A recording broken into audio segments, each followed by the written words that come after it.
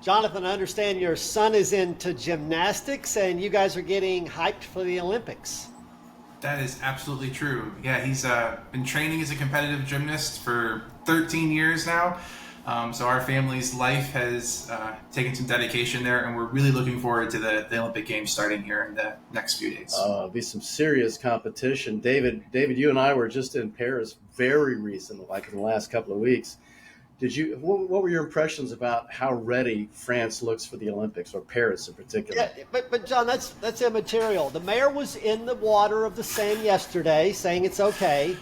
Of course they don't look ready, but they have days to go. John, when were we ready for this podcast? I don't know. I'm just saying, when I was there, Paris looked like as ready for visitors as they did for Germany to visit in World War II. Well, this time around, they're going to be ready just in time, John. Just like we're ready just in time to get this show on the road. Just in time. Let's do it. Welcome aboard Lifelines with David and John, your guide to charting the transformative course of crisis intervention and the game-changing 988 Lifeline. So welcome back to the 988 podcast, Lifelines with John and David. Look, the water is warm. Jump in with us if you're a crisis innovator, you're someone who wants to see us continue to move forward. And yet at the same time, as we're looking at how far we've swum, we're also mindful of the cold water in the face that can be the case for so many people reaching out for help and the work we've got yet to do. So we'll be exploring that today with our guest. And you can follow us on YouTube or wherever you get your daily dose of podcast. But I'm here with my partner, Brooklyn. John, we've got an amazing episode ahead of us, sponsored by Behavioral Health Link. John, tell us a moment about our guest, Jonathan Thomas. Oh, Jonathan Thomas is a very impressive individual who's doing some very impressive things that we're going to hear about today. Basically, he's the chief operating officer at the, Administration of Department and Alcohol and Mental Health Services in Columbus, Ohio.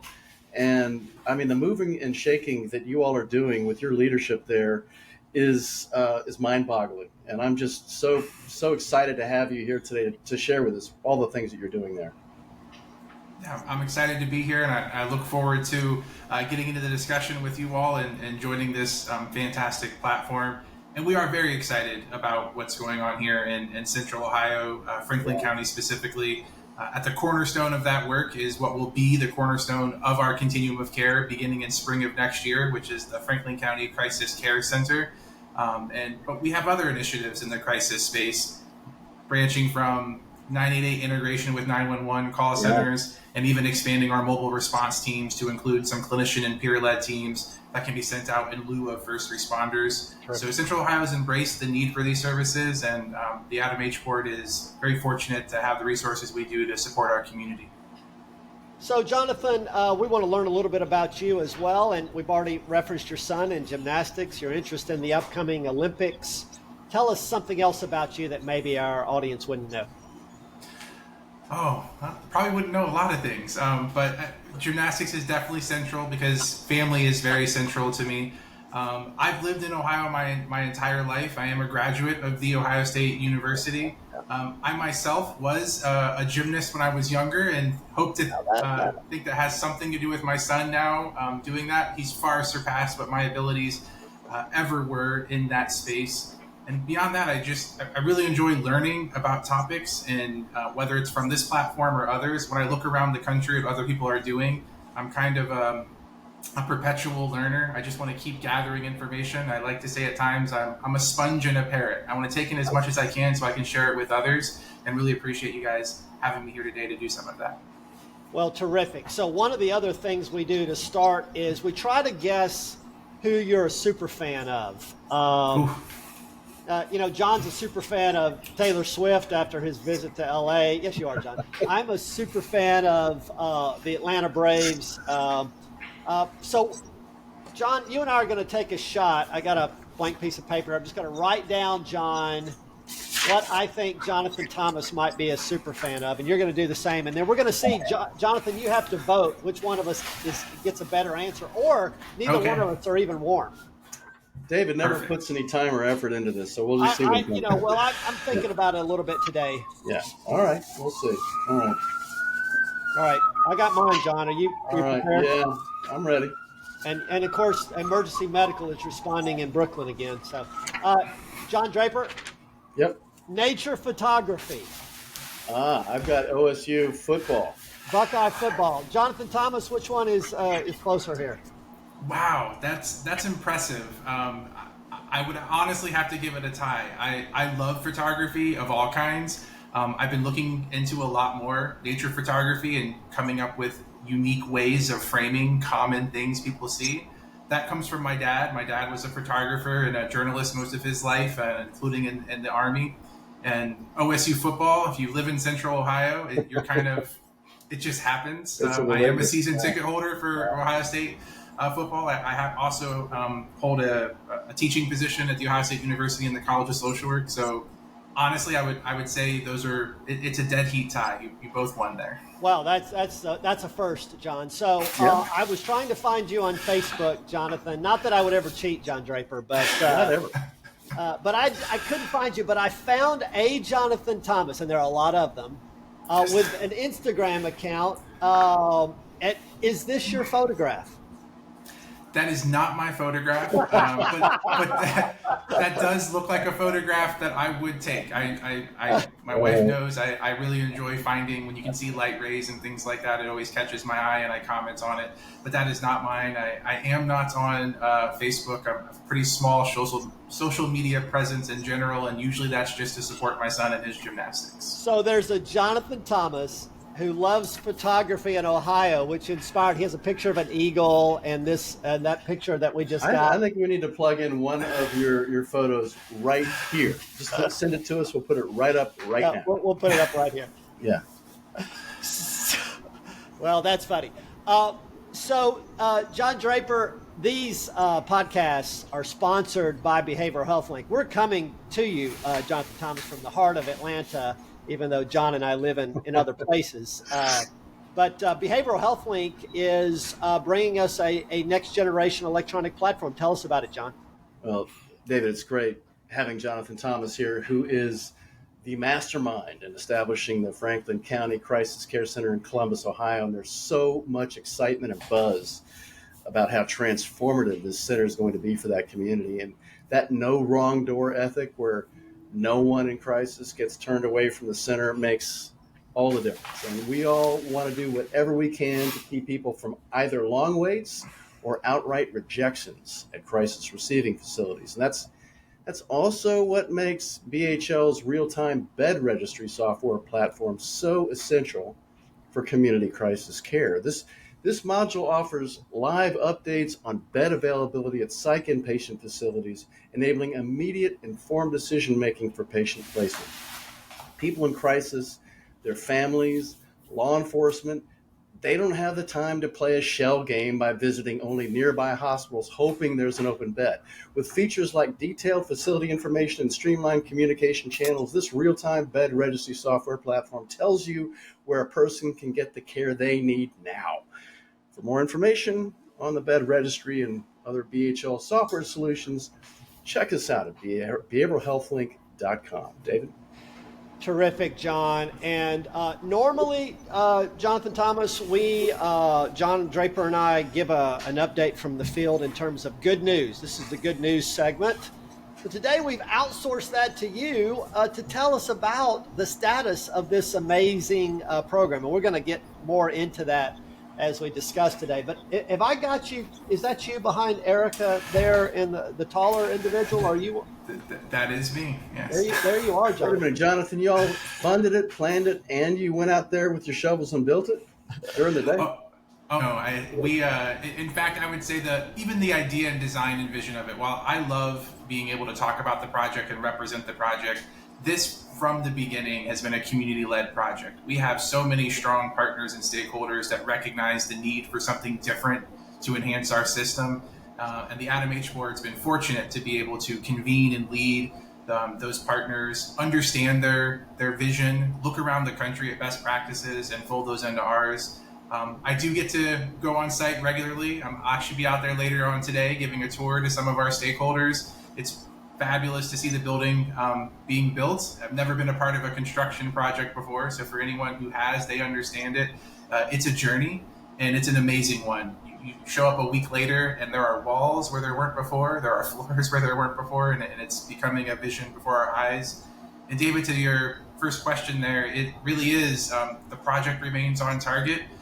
From our standpoint, we're very fortunate to say it's on schedule and on budget. And I know that can't always be said for these types of projects. Of course. So the construction should be substantially complete by December of this year. And we look forward to the services coming online in spring of 25 and offering that much needed capacity to our community. Terrific, terrific. So, Jonathan,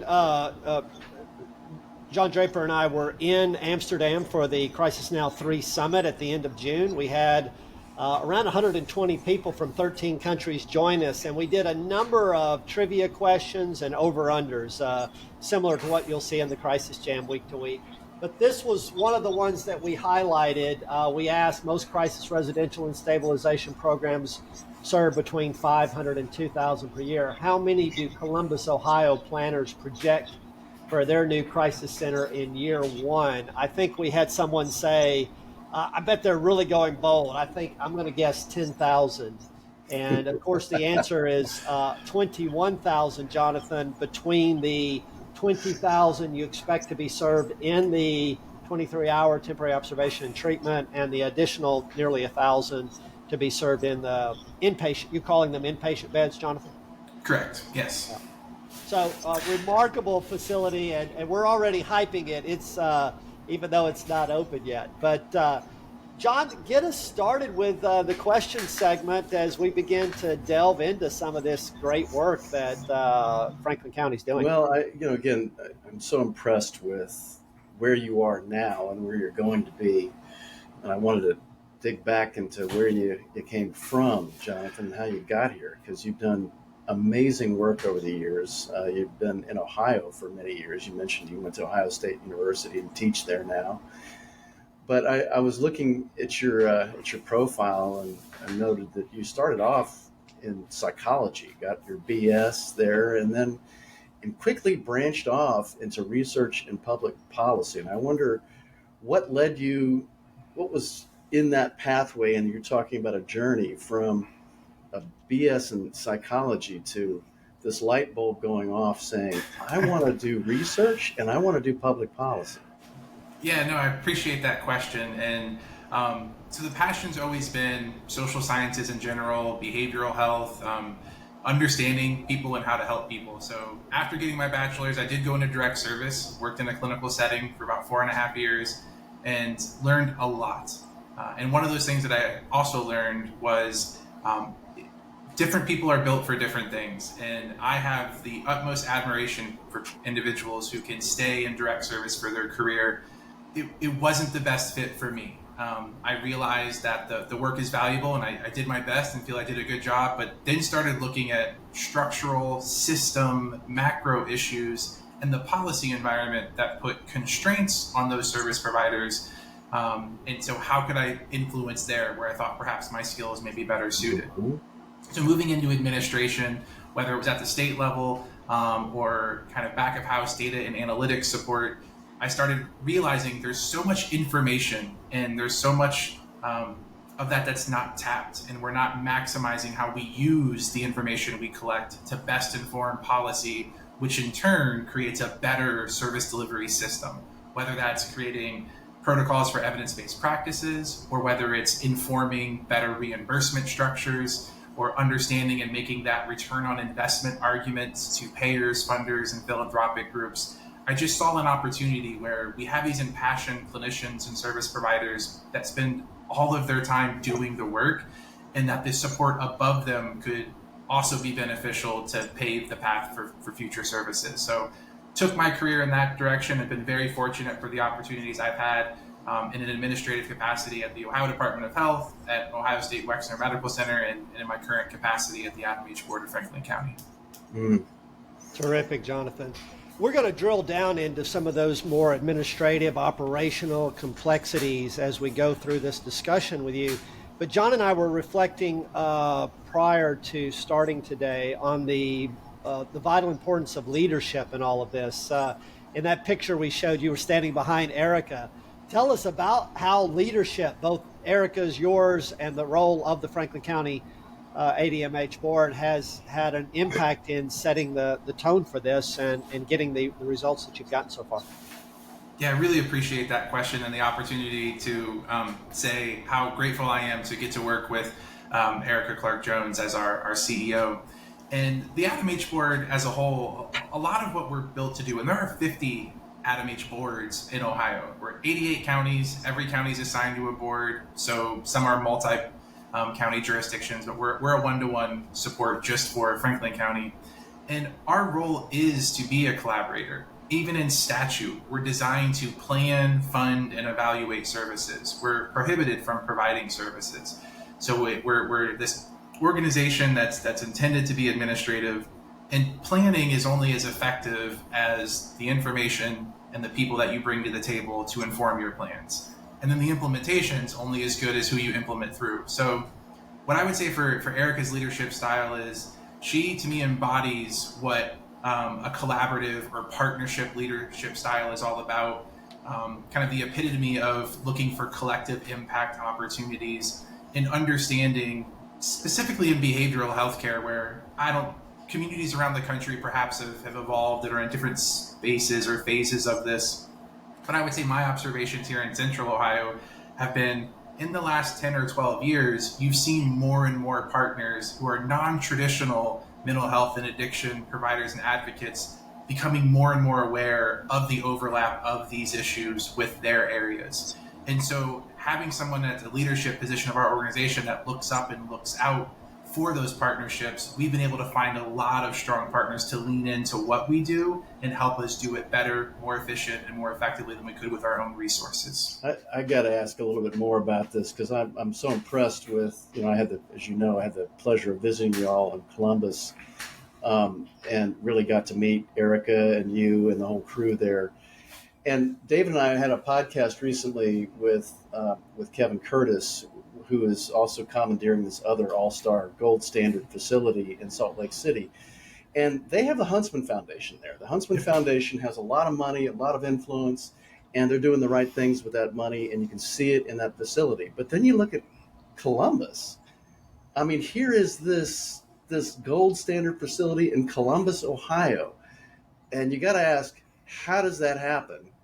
And there's something really special going on there. And I felt that special thing there. I mean, so it certainly felt like it was emanating from Erica. But is there anything more you want to say about what is special that's happening there? It's the Buckeye spirit. No, because not everyone's a Buckeye here. No, I do think it's beyond an expectation. It really is a culture here in Central Ohio of this is how we get business done. We have large foundations as well. Many of them partner on these initiatives. The Harvard Business School even did a piece on the Columbus Partnership, which is kind of a co-op entity here of public-private partnerships, talking about what they coined as the Columbus Way, which really was this expectation across the board, whether it's government, whether it's for-profit, whether it's nonprofit. Our community leaders expect organizations to come together, put their hands together, set aside the best interest of any individual organization, and do what's the best for the community.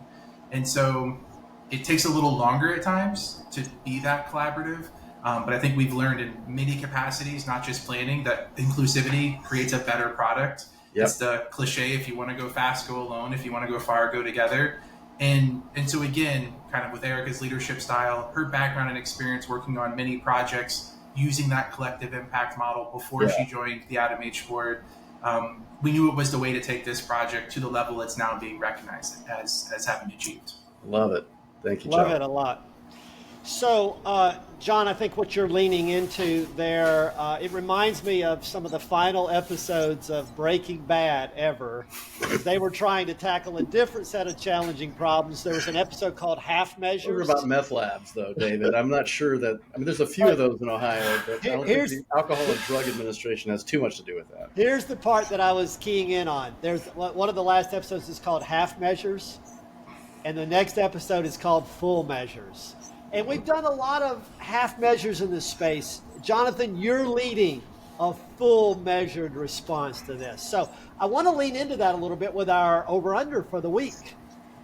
Jonathan, I'll ask a trivia question. If you've seen us do over-under on the Crisis Jam, John is going to come up with a number, and then your answer is simply, I think the truth is higher or lower.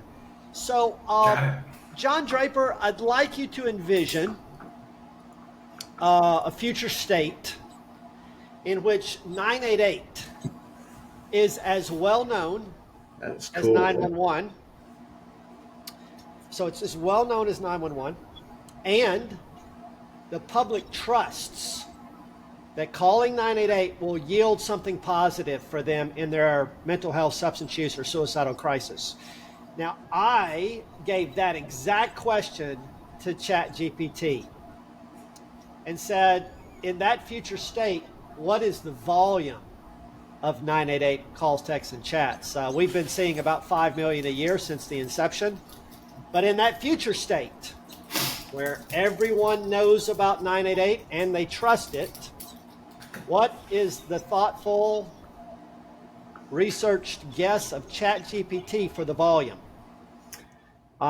We did our own projections when I was to Vibrant, and those were, I mean, there's a lot of factors that go into that, David. There's the factors of not only public awareness, but also not calling the other hotlines. Right. And that includes not diverting from 911 as well as the current hotlines. And that takes a while for that to happen. But when eventually all of that happens, somewhere in the neighborhood of 24 million is what I would say annually.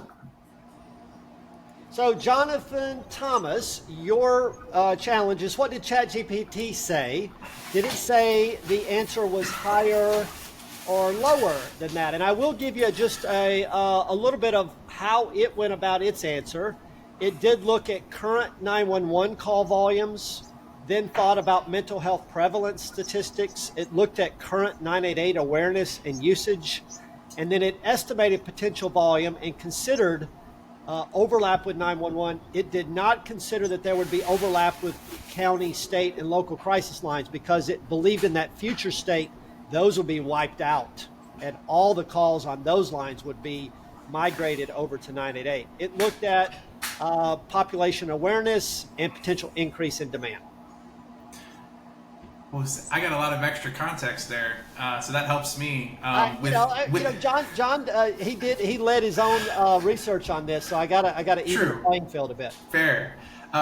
Given those factors, and also having participated in some trivia on the 988 Crisis Jam as well, I think the wise move here is to take the over. The wise move is to take the over. I don't understand why people don't get. There's always an agenda with Crisis Jam trivia, and the answer is ChatGPT thinks that 40 to 50 million is the lowest number a future state would look at. It did look at, John, potentially 10% of the 260 to 290 million 911 calls might be more appropriately.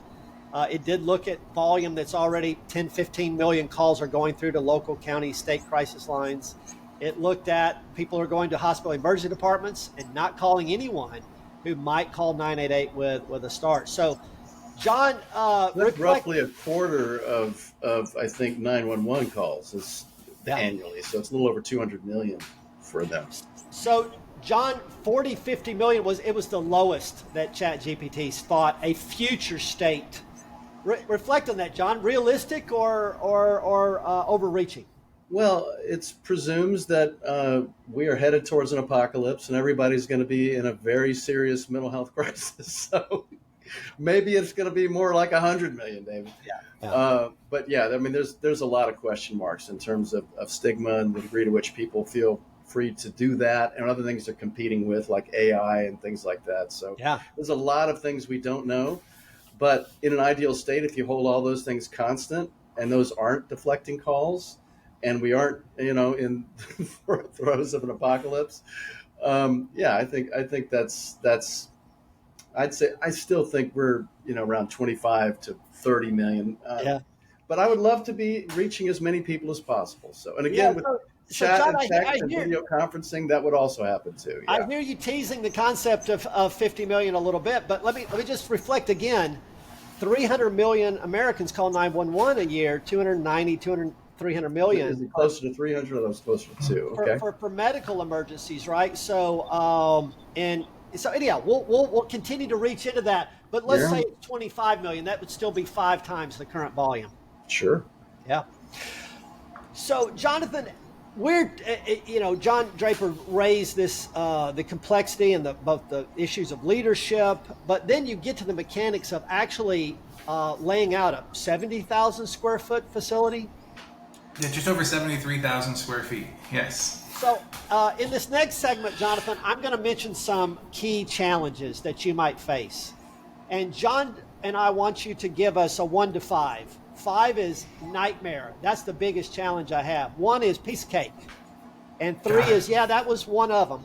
All right. So we're gonna look through and see which one of the most daunting of these might have been. Securing necessary permits and approvals, 1 to 5. I would go 2. Okay, so that hasn't been one of the. Ensuring adequate funding and budget management for what is now a $65 million build, Jonathan? Yeah, I would go 4 with that. For individuals watching this, our original budgeting process started pre-pandemic. Our schematic design and some of those early bids were occurring peak pandemic.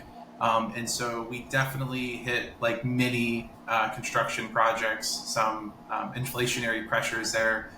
But because of the approach we've taken in bringing partners along from the very beginning of this planning, our very generous community was able to step up and fill in that increased demand for resources to make the project go forward. So but I would never say that was easy. A 5, yeah, great. Yeah. Creating a detailed and feasible architectural design.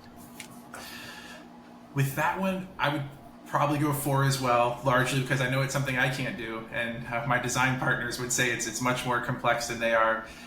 And really for us, it was that balance of the safety elements that we know are necessary in behavioral health facilities, but also keeping core design and program principles of still being warm, welcoming, bringing in natural light, thinking of staff wellness as well as patient or guest wellness and visitors. And so because of that, you had several different considerations to make in every space. And so we really did test our design team and making sure we didn't leave anything on the design room floor. And we got all of the needs for, again, staff all the way down to the individuals receiving care into the one parcel. I think we could spend a whole episode with you just on these design choices, and I hope in 25 and 26 you're doing a tour a week, Jonathan. Oh, yeah. I don't mean to wish you harm, but I hope you're doing a tour a week, walking people through those very types of decisions and some of the really creative things you're doing about surge capacity, et cetera. Number 4, selecting reliable and skilled contractors. I would say 2. Okay. In part because of, again, great support. ADAMH boards, we don't build buildings, but we have a strong partnership here with our county public facilities management department. So they've really taken over helping us do all of that. And if I may add one thing we're really proud about with the contracts we've awarded for this project, our county has a standard of prioritizing, setting aspirational goals for awarding percentages of our contracts for construction to small and emerging businesses. So nice. Women-owned businesses, veterans, minority, economically disadvantaged groups. We went into this project with an 18% target before those contracts were released. And where we stand today, it's over 31% of our contracts went to small and emerging businesses. Terrific. Oh, that's Terrific. so impressive. You've already referenced this one quite a bit, but coordinating among various stakeholders, given the Columbus way, what number would you give to that? I'll put it in the middle at a 3. Yeah. It's not easy, but it is necessary, and the value makes it a 1, right? If you're doing ROI, whatever effort you put into it, the value you get is tenfold, so it's a 1. But it does take time because you have to educate stakeholders. You have to learn how to talk to them about projects and language that resonates with their business or their perspective. And then you need to work towards consensus building. And so the time is what I would say stretches that up to a 3. Implementing effective risk management strategies. Forced choice here. I'll go 3 again. I was debating between 3 and 4. Yeah. A lot of that, though, I think comes down to selecting the right partners again. So when you deal with whether those are risk management strategies on the construction side or getting into the service delivery side, that's why we went through a really thoughtful process with the RFP to determine service provision. So when you work with people who are experts in their craft, I think that's one way to kind of protect against a lot of risk on any project. Yeah, partners share and mitigate that risk. Absolutely. Let's do a couple more. Maintaining flexibility to adapt to changes. Really good one. I would say 2. But that's, again, I'm working off of a 1 project example, right? It's a sample size of 1. So the evaluator in me says, be cautious of your optimism. But I think it pre-work, right? The more work you put in on the front end, the more scenarios you've run through, the more options you've considered, whether it's a forced choice of being flexible or it's an opportunity. If you've done pre-planning, you can be nimble and you can pivot pretty quickly. We didn't rush into this project. Our community's been talking about the need for a central hub of crisis stabilization for about 10 years now. So a lot of thinking has gone into where we are. So when those changes pop up, we're primed because we've been running a lot of scenarios for time with a lot of well-informed partners. Is there a challenge I didn't mention, Jonathan, that comes to mind? I think perhaps one of the biggest challenges is the time it takes in managing expectations and hope in people when there is a light at the end of the tunnel, when you're bringing any kind of innovation on.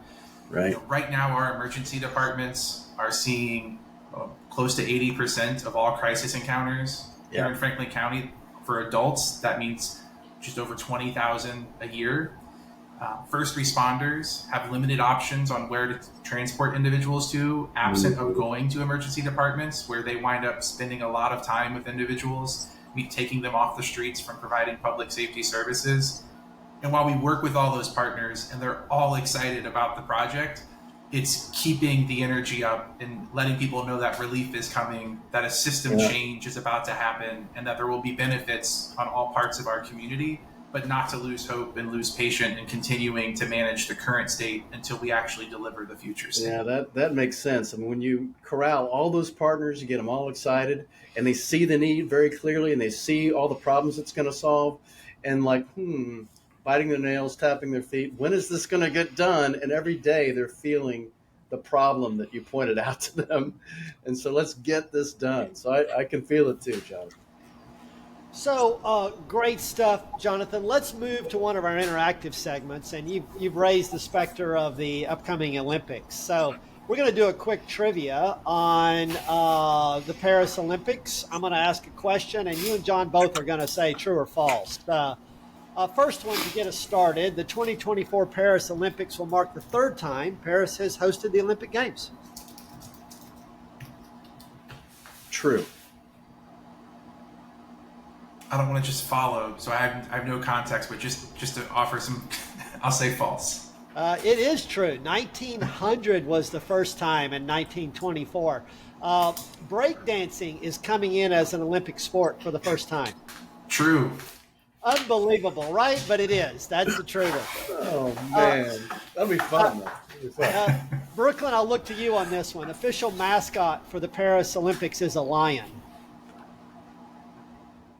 Yeah, true. Now, it's not. The official mascot are the Phrygies.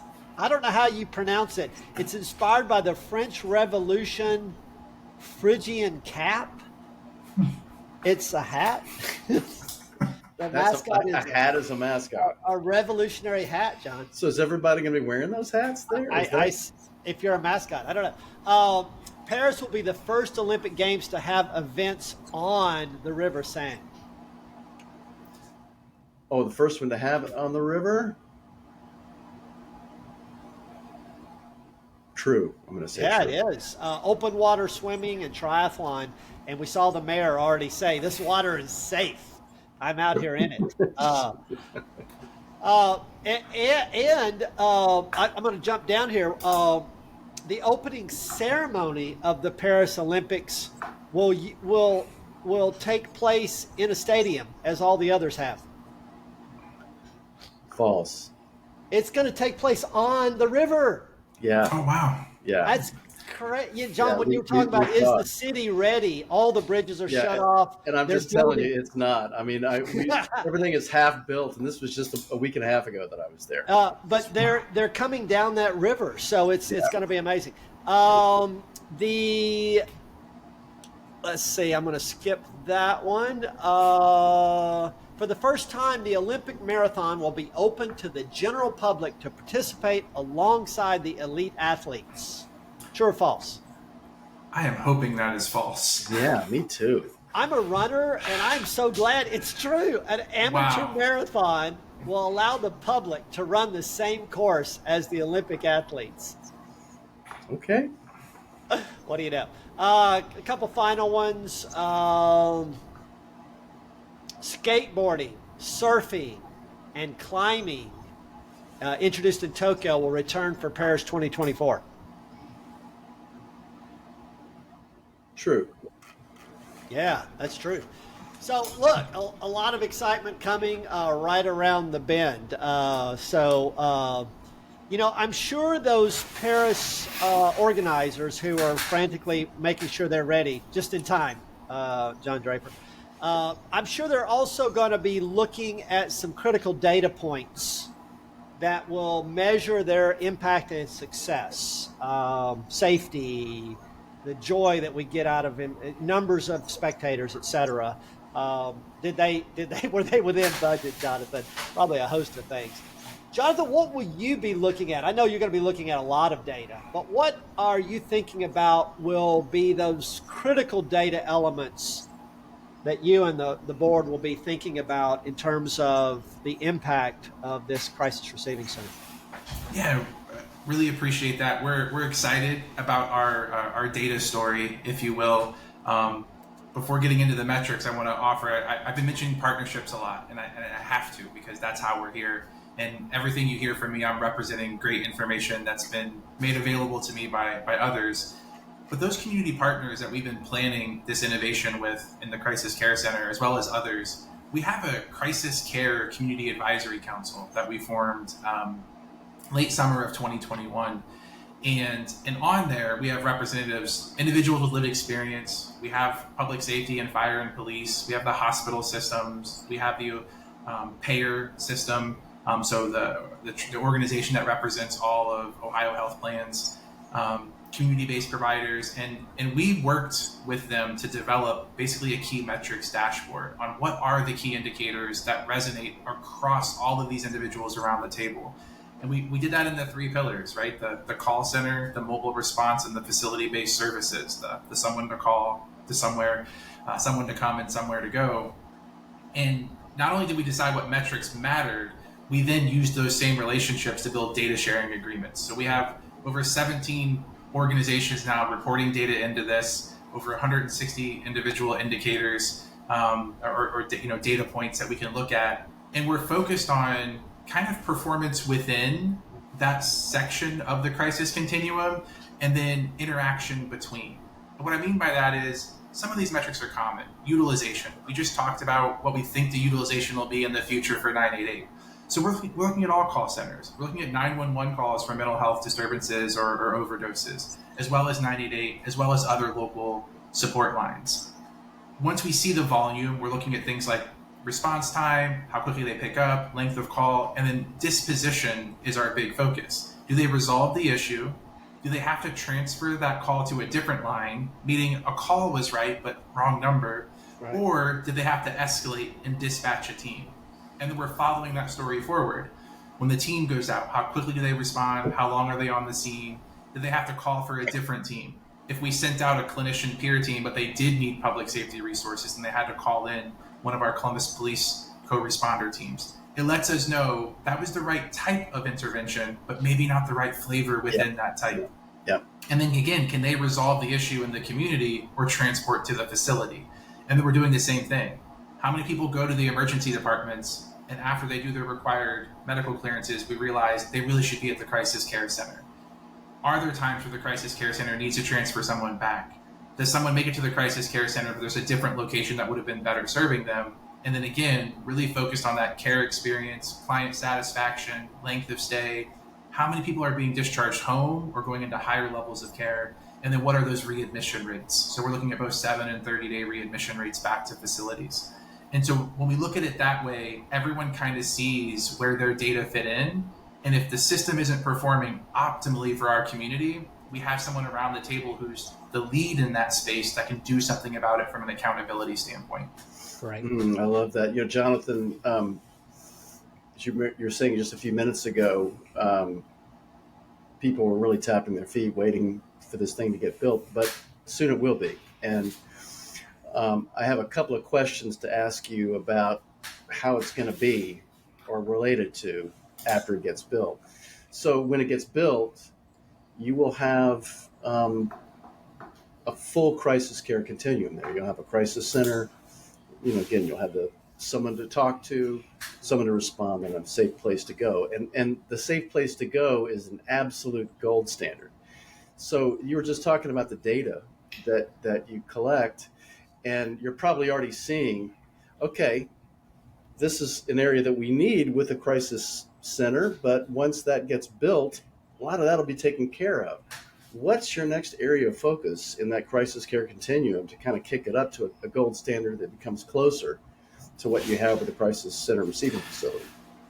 Yeah, I think one is continuing to grow the investments. So like those clinician and peer-led teams, we're really big in that space. Simplifying the call center world to get more people driven to call 988. Yeah.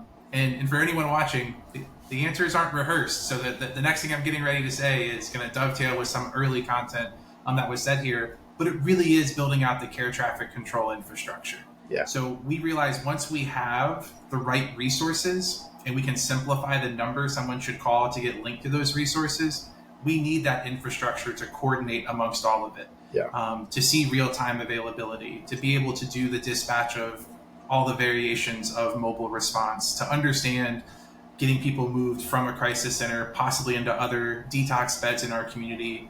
We have a good infrastructure in Columbus, what we call the bed board, which is effectively our community's centralized wait list for everyone who needs inpatient psychiatric care.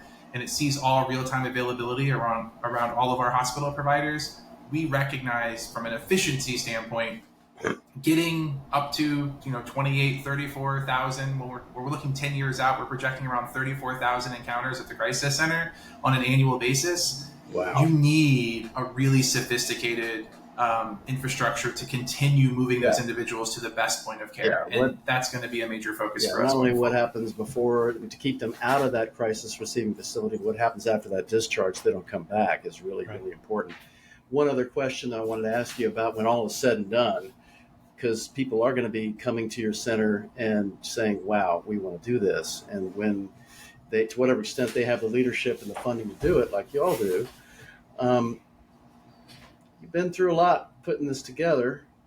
If somebody went to you and said, Jonathan, could you help us build ours? Would you say, hell no, I've already done that. I ain't doing any more of that ever again? Or might you say, yeah, sure, I could help? Would depend on defining help, right? So what I would say is we have lots of communities in Ohio, other boards that are looking at creating their versions of crisis receiving centers and other innovations. Yeah. We have great groups and partnerships. PEGS Foundation is a foundation in Ohio that has an initiative, Clear Pathways. We are one of the first Clear Pathways cohort members. So doing a lot of that kind of learning, community sharing. So we welcome lessons learned. our success has been built upon, again, the diverse perspectives of our community, and then us looking up and looking out around the country what others are doing. We've had people welcome us into their projects around the country, been very gracious with sharing their lessons learned. We would never not do that. Right. In terms of me actually sitting in someone else's meetings doing what I've been doing for the last 5 years in the Crisis Care Center, I think both myself, my family, my boss would probably have something to say about that. So, Jonathan, given that John Draper broke the cardinal rule of putting our guests on the hot spot, we're going to put John in the hot spot now. This hot spot is called Columbus or Cleveland. Columbus or Cleveland, John Draper. Now, okay. Look, Jonathan's going to know these answers probably. So yeah, he's going to tell. Yeah, he's going to tell us. So Jonathan early on said he wants to be a sponge and a parrot. And look, we also want to be a sponge, and we want to be a sponge about Columbus, Ohio. I made the mistake early on of referencing the higher population in Cleveland, and I thought Jonathan was going to come right out of his. So I learned that I can share now that Columbus actually 915,000 is much larger than Cleveland. So here's Columbus or Cleveland, John Draper. Which one hosts the annual Arnold Sports Festival founded by Arnold Schwarzenegger? Oh, I'm going to give that to Cleveland. That's Columbus, John. That's the first one, buddy. There we go. Come on, you're not listening to this game. It's on now. It's on now. Okay. Yeah, we have a statue of Arnold. It Really? hosts, Oh, that's cool. this city hosts one of the largest state fairs in the U.S. Come on, John. I'm trusting you. I'm going to go with Columbus this time. It's Columbus. What is it called, Jonathan? The Ohio State Fair, and it's actually opening. It's opening here very soon. I should know the date, but it's opening here within the next couple of weeks. So it'll be Jonathan, busy time. Do you go? I have been. I don't go every year, but I have been. And yeah, if you like fairs, you would love the Ohio State Fair. Great concert series that they host during it. All the fair foods you could hope for, and your doctor would probably hope that you avoid. But it's a great time. All right, next one, John. This city has a river that runs through it that famously caught fire in 1969. Oh, that's the Cuyahoga. Yeah, that's Cleveland. I did not know how that was pronounced. Cuyahoga? Yeah, it was an REM song. That's how I was really introduced to it. Yeah. And so the next one, John, home to the Rock and Roll Hall of Fame. Oh, please, Cleveland, of course. That's Yeah. Cleveland. Known for its vibrant German village neighborhood. Oh, that's Columbus. You knew that? No, I'm just sounding like You're watching Jonathan's body language. Yeah. Has a major science and industry center called COSI. Well, I'm gonna, given that it's a major university there, I'm gonna go with Columbus. Yeah, there you go. Do you know about COSI, Jonathan? I don't. Yeah, we say COSI, but it is the Central Ohio Science Institute, and it's fantastic. They host amazing events. I think a lot of folks think of it as for children, but maybe I just haven't grown up yet. There's so many amazing initiatives they do there. They have great summer camp programs, a lot of activities, a lot of community organizations host events there as well. Right on the front of the Scioto River, which is not caught fire to my knowledge in its history, but it's a fantastic institution and resource for our community. It's the birthplace of Superman, who was created by Jerry Siegel and Joe Shuster. Oh.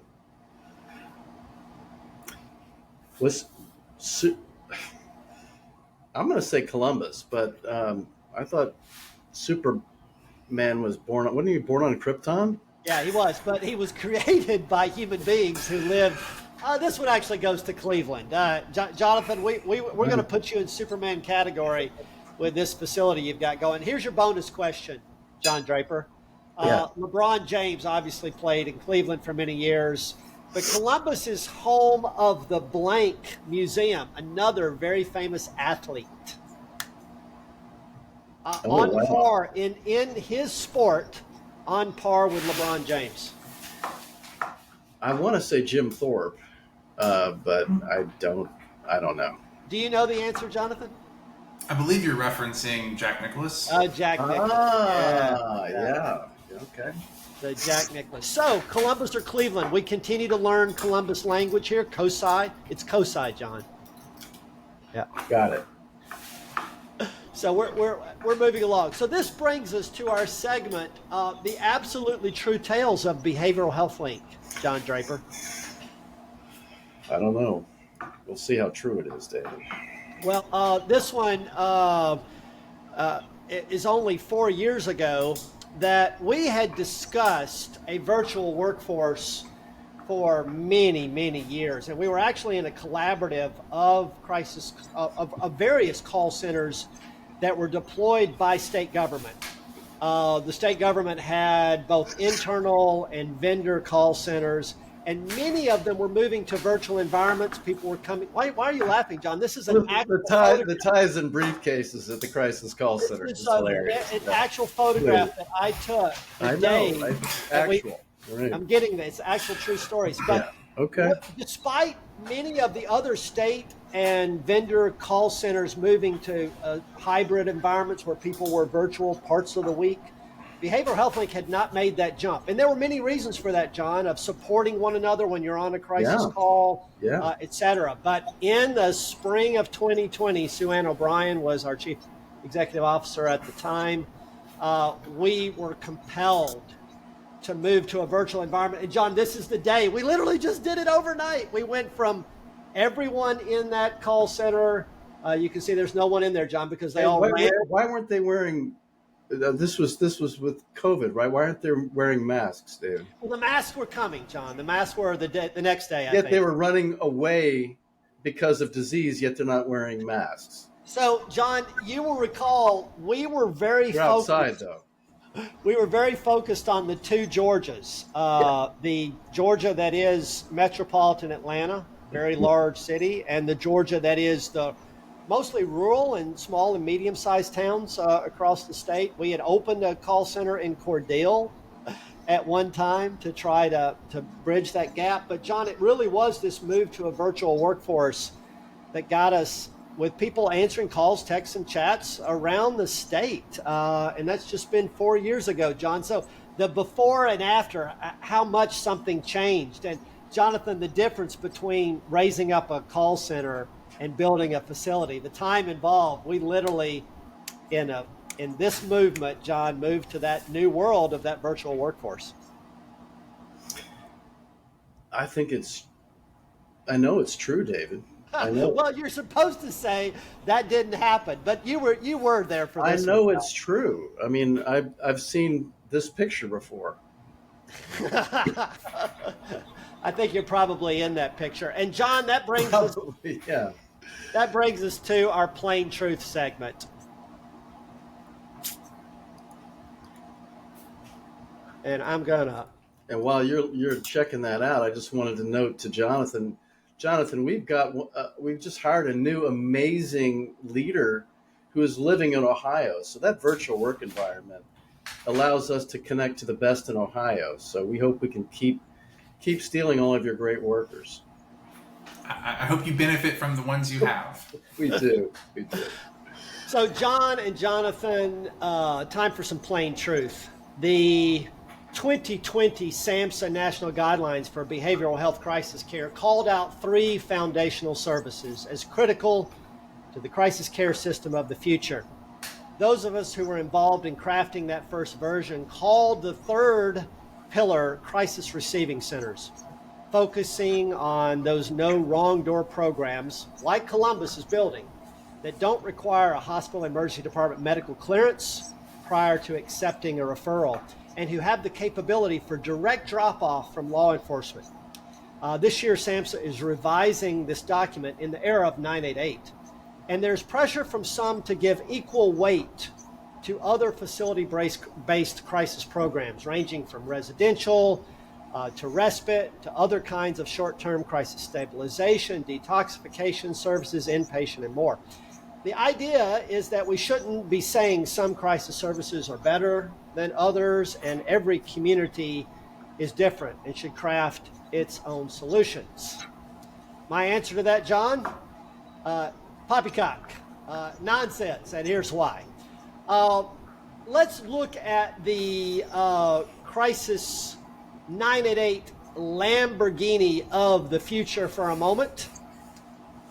This is a vision of 988 in which every state funds the program adequately, and centers are fully staffed with caring and trained peers, with clinical supervision and medical oversight. It's also a vision in which mobile crisis services exist in every community, and outreach to the kitchen table, the apartment, and under the bridge occurs continuously. And it's a world in which there are ample crisis residential, peer respite, detox programs, crisis stabilization, psychiatric inpatient, and more running alongside to support those who need more. But without crisis receiving centers, everyone with more intensive needs would still be shunted through the choke point of the hospital emergency department for medical clearance. Cherry picking would still be the rule of the day. People would still wait for days and days, and some for weeks, without treatment, waiting for care in an inhumane and extraordinarily costly approach that characterizes many of our systems today. Many would still never be connected with the care and support they need, and as a result of this choking approach, police would still be forced with whether or not they put someone in jail who could more easily be diverted from them having to stand up against a wall for hours and hours. And many just wouldn't receive the help and support that they would need. Crisis receiving centers weren't born in Arizona. The concept goes back first to being envisioned by people like Sam Cochran and the leadership of the Shelby County Police Department in Memphis, Tennessee in the 1980s. At the end of the day, CIT never realized, Sam will tell you this, it never realized its radical vision for the future and became a very important and helpful training program. But it didn't become that vision because of the inability of building out these facilities nationwide. In short, the 988 Lamborghini of the future without crisis receiving would be an amazing vehicle, but we need to get behind it and push it to make it go anywhere. Now, by contrast, load it up, John, with a 6.5 liter V12, combine it with a plug-in hybrid electric vehicle system, and the powertrain produces 1,000 horsepower. I wish I was exaggerating, but I've done the math on this. I've worked at health plans, I've run these facilities. The turnover, throughput, and impact is phenomenal, and it's like nothing else, except it is like something else. It's like the equivalent hospital emergency department, the accessible emergency department guaranteed through EMTALA that 911 and ambulances feed into, and it then connects to a broad array of vital services that every community needs in the medical space. But you can't get away from the three pillars of 911, ambulances, and that accessible ED. And the power of that crisis receiving center to fuel this entire system is like nothing we've seen. All the services in the crisis continuum do add value. And every community should customize these tools to their local needs, whether it's Cleveland or Columbus. But put the engine in the back. Give it the power to move. Jonathan, that's what you, Erica, your team, and your partners are doing in Columbus. You're bringing the 988 vision to life. And we're going to have to do that in other communities to move the promise of 988 forward. Don, that's some plain truth. So that is it for today. Next week, Sarah Gare, you don't want to miss my good friend Sarah. She's an author, speaker, and thought leader in preventing suicide in tough guy populations, cops, firefighters, and addressing suicide loss. She's great at that. She has had her own lived expertise to bring to that. She also brings the soul into suicide prevention work. So I'm really excited to invite her and have you all listen to that podcast next week. But David, right now, that's it for us today. Stay cool, stay anchored, and look out for the lifelines when we toss your way next week.